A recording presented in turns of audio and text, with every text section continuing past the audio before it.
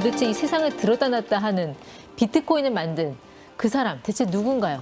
그냥 필명으로 사토시 나카모토라는 사람이 활동을 했으니까 네. 110만 개라는 어마어마한 양의 비트코인과 함께 사라졌습니다. 그러니까 하나당 10만 달러로 치면 네, 아마 100조가 되지 않을까 싶은데요. 그래서 전체 200만 비트코인 중에 많게 잡으면 400만 개가 로스트 되었다라는 전망도 있고요. 적게 잡으면 200만 개가 로스트 되었다라고 보고 있습니다. 여러분 안녕하세요. 경제한방입니다. 이 비트코인 업계에서는 참 미스테리한 인물 이름이 하나 있죠. 사토시 나카모토. 비트코인의 창시자라고 하는데 살아있는지 죽었는지 대체 누구인지 어느 나라 사람인지 궁금한 게 많습니다. 오태민 교수와 함께하겠습니다. 어서 오십시오. 교수님. 안녕하세요. 네. 오늘 뭐 들고 오셨다면서요. 비트코인. 아, 비트코인. 네. 보여주세요. 비트코인이요.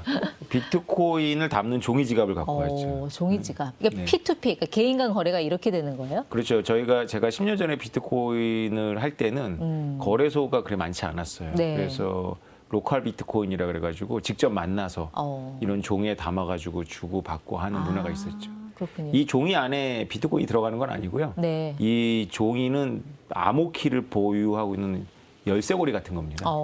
네. 그 비밀번호는 나만이 알고 있는 거고. 그렇죠. 이걸 긁으면 예. 이제 알 수 있는 거고 나도 모르죠. 왜냐면 이거는 이제 편의점에서 산 이제 도박꾼들끼리 도박할 때 누가 준비해 오면 믿을 수가 없으니까 그렇죠. 편의점 가서 이제 화투를 사오잖아요.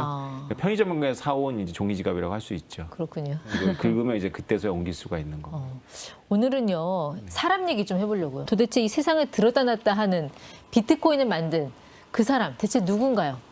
우리가 누군지는 모르죠. 그냥 필명으로 사토시 나카모토라는 사람이 활동을 했으니까 네. 대략 많은 사람들이 추정하는 사람은 있습니다. 누구예요? 할핀이라는 개발자 겸 사업가입니다. 미국 사람인가요? 미국 사람입니다. 그렇게 보시는 근거는요? 그가 이상 사람이 아니거든요. 아. 2014년도에 루게릭병으로 죽었습니다. 근데 죽은 게 왜 그 사람일 거라는 근거가 되는 거죠? 이 사람이 살아있을 때는 활동을 했는데 네. 죽은 사람이기 때문에 활동하지 못했던 어떤 그런 결정적인 계기를 제시한 사건이 발생하죠. 그게 뭐예요? 이분이 2014년도에 죽었는데 네. 2016년도에 사토시 나카모토라고 스스로 자임하는 사람이 나타났어요. 그 크랙 라이트? 네, 맞습니다. 그 BBC하고 인터뷰한 그 사람이죠? 네, 등장할 예. 때부터도 화려했죠. BBC가 이 사람이 사토시 나카모토라고 해주면서 등장을 했습니다. 나중에 알고 봤더니 BBC한테 1억 5천만 원 정도 광고료를 낸 거였어요. 이건 큰 문제인데? 어쨌건 사토시 나카모토라는 걸 증명하려면 아주 단순합니다. 첫 번째, 사토시 나카모토만이 가지고 있는 첫 번째 비트코인의 열쇠를 제시하면 되거든요. 그러니까 비트코인의 열쇠라는 게 어떤 건가요? 그러니까 비트코인을 움직이면 됩니다. 그러니까 우리는 지금까지 비트코인이 수천만 개가 있는데 첫 번째 비트코인은 못 움직이거든요. 왜냐하면 첫 번째 비트코인은 분명히 사토시 나카모토가 가졌을 거 아닙니까? 그렇겠죠. 예. 그래서 내가 사토시 나카모토라는 걸 입증하는 건 아주 간단합니다. 첫 번째 코인을 움직이면 돼요. 근데 할피니가 움직였어요? 아니요. 크랙 라이트는 못 움직였고요. 아. 할피니는 지금 죽었죠. 근데 할피니가 죽었으니까 크랙 라이트가 아니다라고 나서지 않는다 이렇게 추정을 하니까 네. 원래 이게 이런 겁니다. 여러 가지 과학적 발명도 그런데 어떤 발명 획기적으로 일어났을 때 선수들끼리는 누구의 지문이 묻었는지를 대충 안다고 합니다. 왜냐하면 그 정도까지 올라온 사람들은 전 세계 몇 명 안 되니까요. 네. 이것도 마찬가지입니다. 여러 가지 경합되는 기술들이 있었는데 딱 이게 만들어진 거예요. 비트코인이. 예. 그랬을 때 대충 그 전문가들끼리는 이게 어느 사람의 터치가 느껴진다라는 게 있었는데 할피니도 그 중에 하나였어요. 그런데 교수님, 그 할핀이라는 사람이 맞다면 그 엄청난 발명품을 만들어 놓고 왜 본인인 거를 밝히지 않았을까요? 아마도 할피니가 만약에 사토시 나카모토가 맞다면 2009년도에 비트코인이 구동이 시작을 하거든요. 그때 한창 금융위기 때문에 좀 흔들렸던 시기 아닌가요? 맞습니다. 2008년도 리만브러스 사태가 일어났죠. 그때 사토시 나카모토라는 필명으로 그 논문을 발표합니다. 그게 그 유명한 8페이지짜리 백서인데요. 그리고 나서 몇 개월 있다가 첫 번째 프로그램이 돌아가기 시작합니다. 네. 그런데 그 해에 불치병에 걸렸다는 걸 알게 돼요. 할피니가. 루게릭병. 루게릭병이. 네. 그래서 만약에 할피니가 사토시 나카모토라면 일생의 발명을 성공시켜 놓고 네. 자기가 시한부 인생이라는 걸 알게 된 거죠. 예견된 죽음이었다라는 거잖아요. 그렇죠. 네. 2009년도에 발병을 하고 2014년도에 죽었습니다. 그런데도 밝히지 않은 거는 글쎄요. 제 생각엔 가족을 지키기 위해서? 그렇죠. 만약에 비트코인이 어떤 학자의 작품이라면 우리는 이렇게 생각합니다. 그 학자는 명예욕 때문에 반드시 밝힌다. 아, 엄청난 발명이거든요. 그렇죠. 지금 전 세계가 난리가 났잖아요. 그런데 학자가 아닌가? 학자의 명예욕은 정말로 대단한데 네. 예, 그러면 뭐지? 라고 이제 추정을 하는데 뭐 이거는 저만의 추정은 아니고 이제 할핀이라고 추정하는 사람들의 대체로 된 공감대인데요. 가족을 생각했구나. 왜냐하면 사토시 나카모토가 그냥 사라진 게 아니라 네. 110만 개라는 어마어마한 양의 비트코인과 함께 사라졌습니다. 지금 가치로 하면 한 50조 되는 거 아니에요? 더 되죠. 더 110만 되나요? 개면. 그러니까 하나당 10만 달러로 치면 네, 아마 100조가 되지 않을까 싶은데요. 그거를 가지고 사라졌어요. 그 우리 암호화폐 세계에서는 소각이라는 멋진 시스템이 있습니다. 소각이라는 건 뭐냐면 누구나 다 아는 방식으로 이 코인을 없애는 거예요. 네. 자기도 못 찾고 남들도 못 찾게 하는 방법이 있거든요. 그래서 이거를 우리가 버닝한다 그래서 소각이라고 하는데 네. 사토시 나카모토가 소각을 몰랐을 리는 없고 그렇죠. 왜 비트코인을 소각하지 않았을까요? 아마 사토시 나카모토는 둘 중에 하나를 선택한 것 같아요. 네. 내가 사토시 나카모토라는 거를 밝히고 소각을 했으면 명예를 얻었겠죠. 그렇겠죠. 그렇죠. 네. 근데 내가 사토시 나카모토라는 걸 밝히고 소각을 하지 않으면 가족과 본인이 위험에 처할 겁니다. 근데 내가 사토시 나카모토라는 걸 밝히지 않고 110만 개를 어디다가 보관을 하면 적어도 자신의 가족들은 지킬 수가 있죠. 그 2014년에 뉴스위크가 이 사토시 나카모토라고 지목한 한 캘리포니아 교수가 있었잖아요. 맞습니다. 도리안? 사토시 나카모토입니다. 네. 그건 이- 어떻게 된 거예요? 도리안 사토시 나카모토는 네. 할피니하고 아는 사람이에요. 그 같은 동네에서 조깅을 했다고 합니다. 그래서 아마 할피니가 사토시 나카모토라면 네. 자기의 필명을 지을 때 아예 모르는 이름에서 가져온 게 아니고 자기가 익숙한 이름에서 가져온 건가 아닌가 이렇게 생각을 하고 있죠. 그쵸. 근데 본인이 그렇게 부주의하게 동네 사람 이름을 가져왔다가 그 사람이 너무 그 뉴스위크 때문에 위험에 처하니까 당시에 사토시 나카모토가 자신의 휴명 계좌를 열고 나는 도리안 사토시 나카모토가 아니야 이렇게 썼습니다. 근데 이제 비트코인이라는 게 채굴이 되면 한 50개씩이 따박따박 지갑에 들어가잖아요. 근데 사토시 나카모토 그 지갑은 그 이후로 움직임이 어땠는데요? 1년 동안 거의 혼자 채굴했다라고 우리가 추정을 합니다. 그 중에는 움직인 것들도 있어요. 근데 그런 것들은 추적해보면 사토시 나카모토의 컴퓨터가 아니고 네. 다른 컴퓨터. 그러니까 채굴이 못하도록 되어 있었던 건 아니고 당시에는 그냥 노트북으로 채굴을 할 수 있었거든요. 그래서 어떤 사람들은 재미 삼아서 채굴을 했던 것 같아요. 네. 그래도 계속 채굴한 건 사토시 나카모토라고 추정이 되죠. 그 지갑들은 움직이고 있지 않습니다. 그러면은 그 사토시 나카모토, 네, 그 정체가 만약에 밝혀진다면 누군가로 그게 뭐 할핀이든 누군가든 그 사실이 뭐 시장에 주는 영향이 있을 걸로 보세요. 나중에. 어마어마한 충격을 줄 겁니다. 이게 그 한 나라가 만약에 엄청나게 큰 나라라도 이 네. 액수가 크거든요. 근데 만약에 이 할피니가 실제 인물이 밝혀지면 그 나라는 그 정부는 어떻게 해서든지 세금을 받으려고 할 거예요. 뭐 팔지 않았으니까 양도세를 안 낼 수 있지 않냐라고 네. 하겠지만 뭐 아마 보유세나 재산세 같은 명목으로 세금을 내게 하겠죠. 그러면 할피니가 그 사토시 나카모토가 그거를 비트코인으로 세금을 낼 수 있으면 좋은데 네. 팔아서 내야 된다라는 문제가 생기죠. 시장에 어마어마한 충격을 줄 거를 예상하기 때문에 시장이 네. 먼저 반응해서 가격이 폭락할 가능성이 매우 높습니다. 안 그래도 과세 이야기 나오셨는데 우리나라가 일단 결정은 했어요. 과세를 유예하는 걸로. 네, 그건 그렇습니다. 이제 확정됐다고 보면 되나요? 네, 민주당은 원래 이제 과세하는 쪽으로 하다가 이제 저항에 부딪혔죠. 네. 그리고 아마 민주당의 그 수뇌부들도 고민을 하다가 과세 유예가 일단 지금 현실을 고려했을 때는 맞다라고 판단한 것 같습니다. 아무래도 뭐 어른들이 하는 그 주식에 대해서는 세금 안 물려는 걸로 결정하면서 왜 젊은 사람들 하는 비트코인에는 과세하느냐라는 거에 좀 약간 의식을 하지 않았나 하는 생각이 들어요, 정치권에서. 그것도 있고요. 제가 이제 의원들을 만나서 들어보니 트럼프 대통령 당선이 결정적이었던 것 같아요. 트럼프 대통령 당선인이 이 비트코인을 하나의 신규 산업으로 밀고 있잖아요. 네. 그래서 단지 투자자 보호나 좀 멀리 했으면 좋겠다라는 입장에서 좀 재고가 필요하지 않나. 그렇지 않으면 좀 시대에 낙후됐다. 이런 정치권이 욕을 먹을 거를 두려워한 것 같습니다. 근데 과세가 유예가 돼도 큰 문제는 없다고 보세요. 이게 그러니까 우리가 주식도 공매도 쳐서 막 위아래 등락이 심해지는 그런 경우가 있잖아요. 비트코인도 똑같은 경우가 발생할 수 있는 거 아닌가요?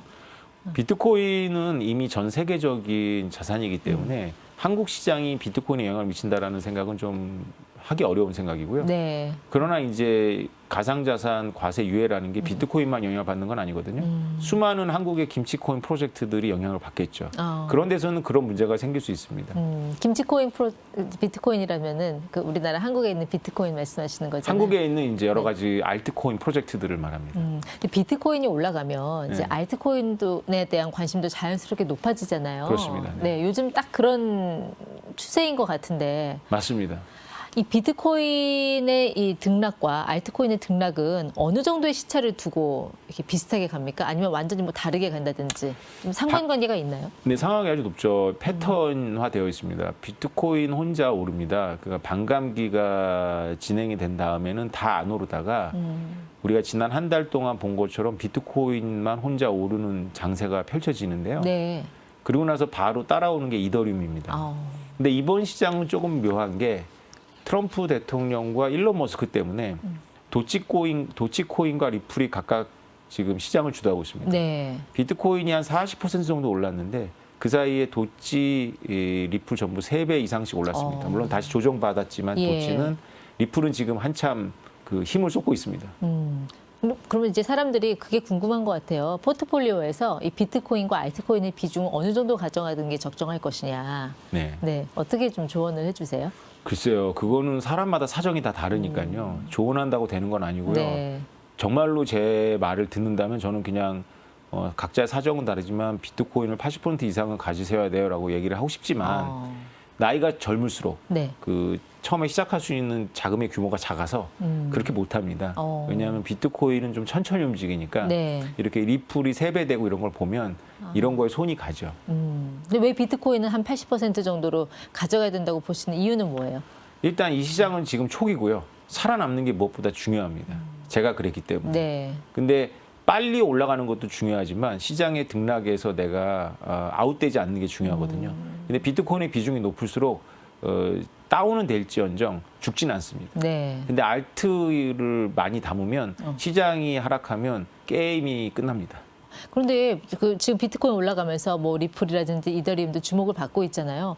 제 생각에 애플, 뭐 메타 이런 빅테크 기업들도 야 우리도 이거 코인 만들래 하고 나오지 않을까요? 어떻게 보세요? 나올 거라고 저는 보고 있습니다. 네. 그래서 내년이 아주 흥미진진한데요. 네. 말씀하신 대로 2018년도에 페이스북이 리브라라는 코인 프로젝트를 발표했다가 엄청난 반향을 일으켰지만 결국 상원 청문회에 불려나가서 그랬죠. 네. 어마어마하게 혼났어요. 그리고 이제 사업체를 축소하다 결국 없애버렸거든요. 근데 이제 트럼프 대통령이 미국 코인에 대해서는 과세도 안 한다 뭐 이런 얘기를 하거든요. 그게 여러 가지 뉘앙스가 있지만 어쨌건 리플은 그거에 영향을 받고 있습니다. 근데 리플만 미국산이 아니죠. 잘 생각해보면 이제 앞으로 나올 미국산도 생각을 해봐야 되는 거죠. 그렇죠. 네. 근데 리플 같은 경우는 이 거래 속도 이런 게 굉장히 빠르고 네, 효율성 면에서는 굉장히 좋은 자산일 거라는 생각은 드는데 교수님은 어떻게 보고 계세요? 원래 리플은 비트코인보다도 앞섭니다. 그러니까 원래 역사는 비트코인만 먼저 있었기 때문에 사실은 네. 비트코인에 쓰인 블록체인과는 사실 무관한 프로젝트입니다. 그럼에도 불구하고 이제 은행 간 결제 시스템이 낙후되다 보니까 그거를 개선하는 프로젝트로서 호소력이 있었던 프로젝트고요. 엄밀한 의미에서는 블록체인 시스템이라고 보기는 좀 어렵습니다. 물론 이제 블록체인을 광범위하게 보면 이제 리플도 해당이 되는데요. 네. 리플은 중앙화된 기업이 이끌고 있고요. 그 중앙화된 기업이 여러 가지 그 정통 금융 기업들하고 이제 협력을 하고 있습니다. 여태까지 계속 좋은 뉴스들이 계속 쌓여 왔었는데 네. 한 가지가 이제 문제가 됐던 거예요. 네. 그러니까 리플이 처음에 이제 투자를 받았기 때문에 증권성 시비가 있었고 네. 지금 퇴임하고 있는 게리 갠슬러 시즌 내내 맞아요. 그 예. 법적 소송을 하고 있었죠. 근데 게리 갠슬러가 물러나는 게 굉장히 중요한 이제 호재가 됐고요. 네. 더 중요한 거는 리플 본사가 그 스테이블 코인, 달러 스테이블 코인을 발행도 된다는 허락을 받았습니다. 그래서 갑자기 가격이 치솟고 있죠. 근데 실제로 이제 세계의 부자들이 100억 단위 이상의 돈을 국경 상관없이 이렇게 넘나들 수 있는 거는 사실 비트코인밖에 없지 않아요? 네. 아니요. 다른 코인들도 사실 그게 됩니다. 가능해요. 네. 되는데 문제는 뭐냐면 비트코인은 거래 상대방 위험이 가장 없고요. 리플이나 이런 알트를 사용하면 그게 가능하지만 사실 거래 상대방이 있는 거죠. 거래 상대방이 누구냐면 리플 본사가 거래 상대방이 되는 겁니다. 리플 본사에 의해 가지고 프리징이 동결이 될 가능성이 있죠. 그렇겠네요. 예. 근데 만약에 비트코인 내가 갖고 있는데 비밀번호 나만 알고 있는데 내가 죽었다. 갑자기. 그럼 이거는 어떻게 해야 되는 거예요? 이 상속 같은 그거는 거? 망실이 되는 겁니다.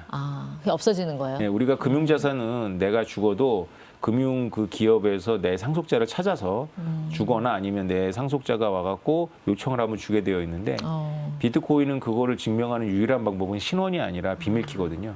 그래서 비밀키를 잃어버려서 망신된 비트코인이 계속 늘어나고 있습니다.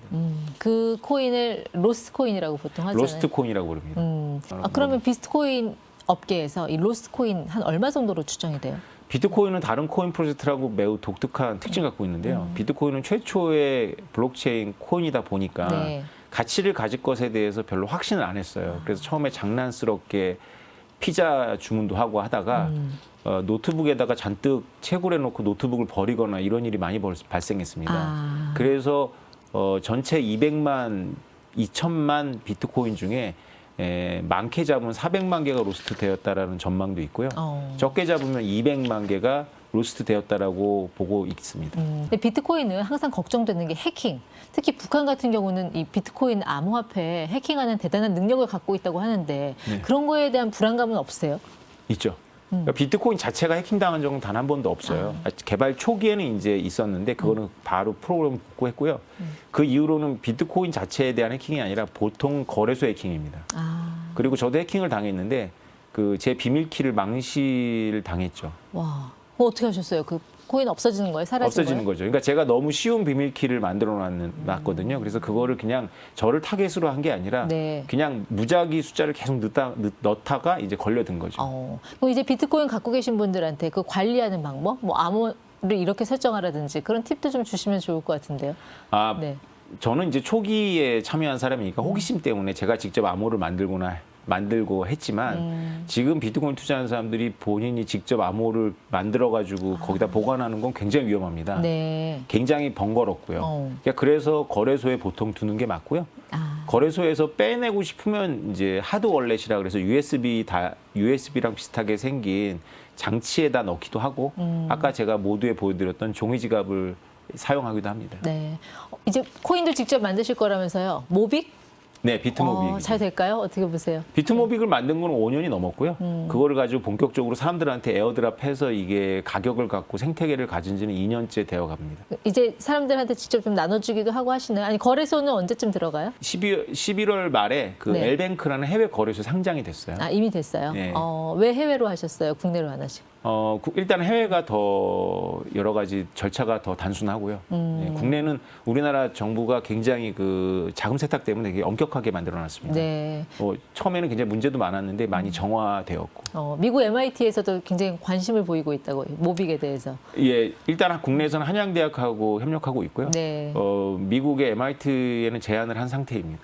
이제 K 코인 뭐 이런 거 나오는 건가요? 네, 저는 뭐 그렇게 생각을 하는데 예, 반대하는 사람들도 굉장히 많습니다. 이 세계에서. 당신이 비트코인을 그렇게 열심히 전도해놓고 알트를 만드는 것이 과연 양심적이냐 이렇게 저한테 문제를 제기하는 분들도 네. 있는데요. 저는 애초에 이거를 제가 만들어서 가지려고 만든 건 아니고 기업을 주려고 만들었고 네. 기업을 내세워서 원래는 만들고 제가 조금 받으려고 그랬는데 기업들이 도저히 설득이 안 돼서 네. 제가 직접 만들면은 팔면 안 돼요. 팔면 증권 시비가 돼요.